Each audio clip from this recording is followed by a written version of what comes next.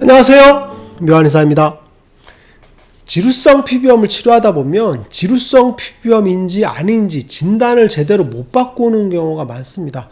굉장히 흔한 병이 지루성 피부염인데 진단을 제대로 못 받고 오는 경우죠. 그래서 오늘 이 시간에는 지루성 피부염의 진단이 왜 드문지, 그 드문 이유를 알려드리겠습니다. 지루성 피부염은 굉장히 흔한 병입니다. 전 인구의 5% 정도 이상이 앓고 있다고 하는데, 여기서 문제가 5% 정도가 앓고 있지만 한 번쯤 지루성 피부염을 경험했던 경우는 더 많을 수 있어요. 그래서 피부질환 중에서는 최다빈도 질환이라고 보시면 될 것 같아요. 그런데 피부과에 가면 지루성 피부염을 진단을 제대로 못하는 경우가 많습니다. 그럼 그 진단을 왜 못하는지, 진단을 안 하는 건지 기피하는 건지 오진인 건지 그 이유를 한번 조목조목 따져볼 겁니다. 첫 번째는 지루성 피부염 자체를 굉장히 협소하게 진단하는 경우가 많습니다.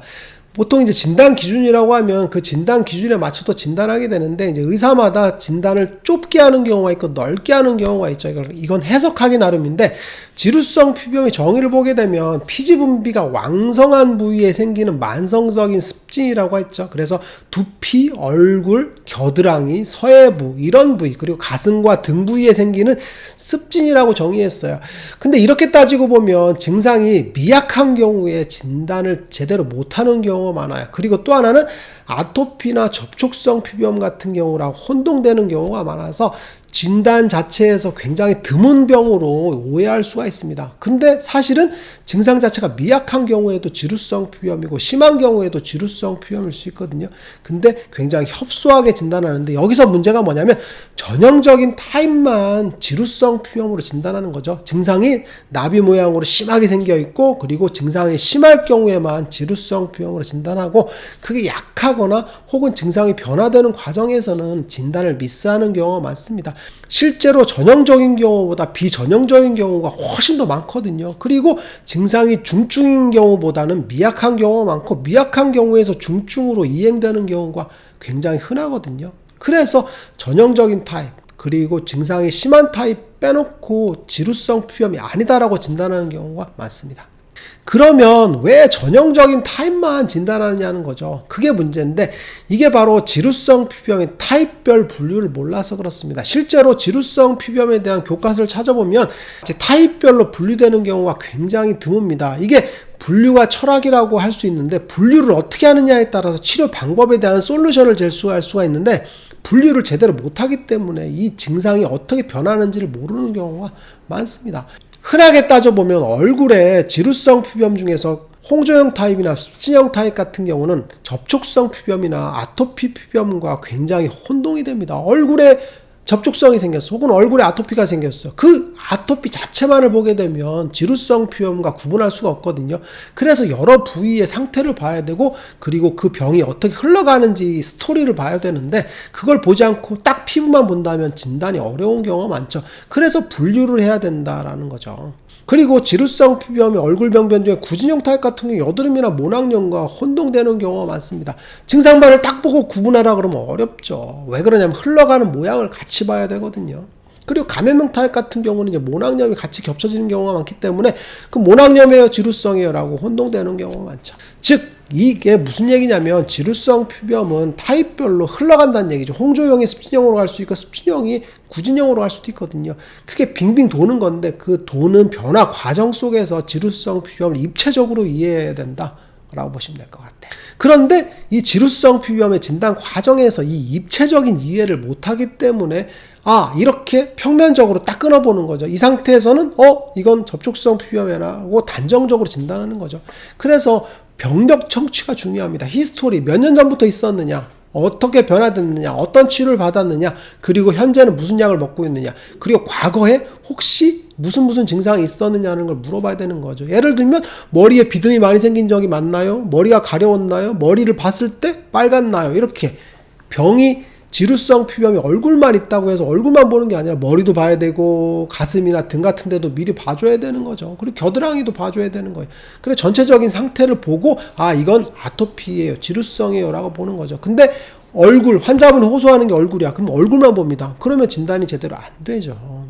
아토피인지를 봐야 되면 몸도 봐야 되거든요. 그래서 구석구석 정확하게 진찰하는 그런 과정이 필요한데, 이 타입별 분류를 모르게 되면 평면적으로 이해한다 라고 보시면 될 것 같아요.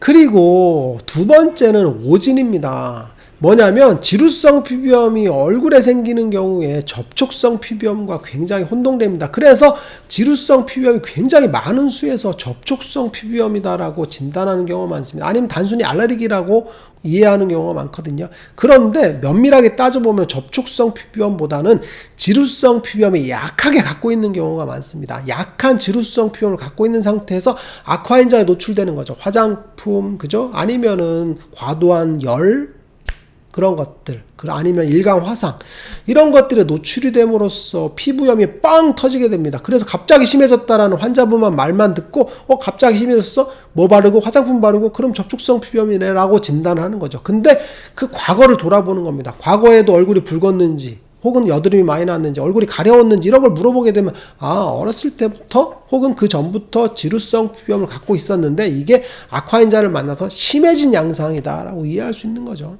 그래서 얼굴 지루성 피부염의 전형적인 타입 같은 경우는 흔히 미스하는 경우가 접촉성 피부염과 혼동되는 경우가 많습니다. 실제로 얼굴에 접촉성 피부염이 생겼지만 코 주변이 빨간지, 콧볼이 붉은지, 콧볼이 혈관이 확장됐는지, 그리고 이렇게 입 주변에 노란 각질이 있는지, 얼굴이 노르스름한지 이런 것들을 전체적으로 봐야 된다는 거죠. 그래서 지루성 피부염의 얼굴이 있어요. 근데 그게 접촉성이 왔다고 해서 접촉성으로 진단하기에는 조금 무리가 있다라고 보시면 될 것 같아요.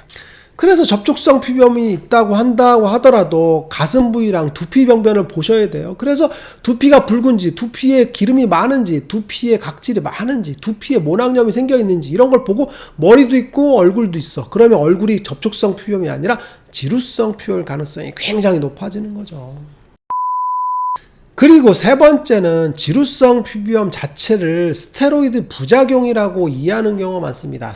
얼굴에 피부염이 생기잖아요. 접촉성 피부염으로 혹은 오진을 받던 혹은 얼굴에 아토피로 오진을 받던 스테로이드 같은 걸 쓰게 되죠. 그리고 오랫동안 스테로이드를 씁니다. 지루성 피부염인데도 불구하고 스테로이드를 오랫동안 쓰다가 중단합니다. 그럼 증상이 확 심해지죠. 그러면 그 심한 상태만을 보고 스테로이드의 부작용이다라고 또 이야기하는 경우가 많습니다.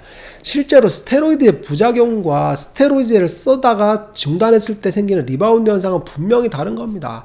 스테로이드의 부작용이라는 건 혈관이 확장되고 피부가 얇아지고 피부에 각질층이 재생이 잘 안 되는 그런 상태라고 보시면 될 것 같은데 사실 굉장히 드뭅니다.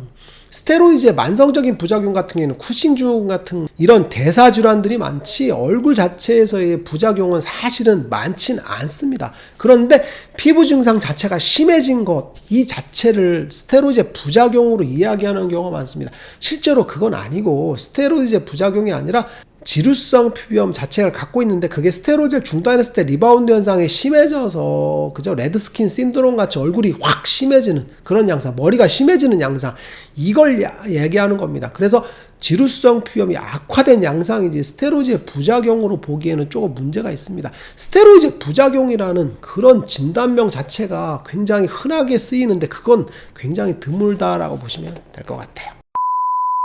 그리고 네 번째는 지루성 피부염의 진단을 꺼려하는 경우가 많습니다. 피부과적으로 보게 되면 지루성 피부염이다라는 진단명을 콕 찍어서 얘기하기가 조금 어렵습니다. 왜 그러냐면 이게 이제 한국인들의 특징인데 이제 완치에 대한 그런 굉장히 뭐라 그럴까 집착이 있습니다. 우리가 불치병이라고 하잖아요. 그러면 굉장히 불치병 안 낫는 병이야. 그럼 치료하지 말아야지라는 그런 선입견을 먼저 갖게 되는데 실제로 불치병이라 하더라도 치료를 했을 때 증상이 호전될 수는 있습니다. 완전히 100% 안 낫는다 혹은 낫기가 어렵다라는 그 개념에 쌓여있기 때문에 치료 자체를 시도를 안 하는 경우가 많습니다. 그래서 지루성 피부염 불치병 그럼 치료도 하지 말아야지 라고 생각하는 경우가 많습니다.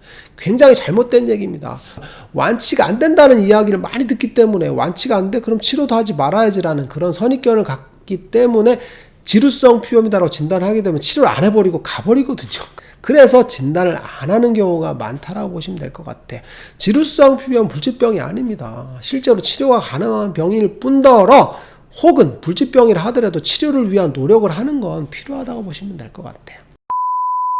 오늘 이 시간에는 지루성 피부염이 흔한데도 불구하고 진단을 제대로 못 받는 경우가 많다라고 보시면 될 것 같은데, 이건 실제로 지루성 피부염이 진단이 어려운 경우도 있고, 그리고 접촉성 피부염과 지루성 피부염을 혼동해서 혹은 진단을 적게 하는 경우 때문이라고 보시면 될 것 같아요. 혹은 스테로이드의 부작용이라는 모호한 진단을 받는 경우도 많고요. 묘한 의사에게 궁금한 것 있으면 댓글로 남겨주세요. 영상을 통해서 답변해 드리겠습니다. 빠이.